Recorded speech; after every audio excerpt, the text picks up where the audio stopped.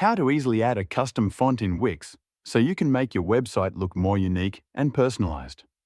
First, go to your Wix website editor and click on the text element that you want to change the font for. Once you've selected the text, double-click on it so that the text settings panel will pop up on the right side of your screen. In that panel, you'll see a section labeled Fonts. Click on that and then scroll through the options until you see Upload Fonts.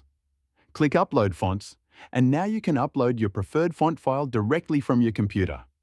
Make sure your font is in a supported format like TTF or OTF.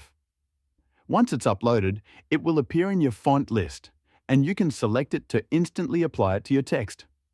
That's it! You've successfully added your own custom font in Wix. If you found this tutorial helpful, don't forget to like, comment, and subscribe for more easy Wix tips.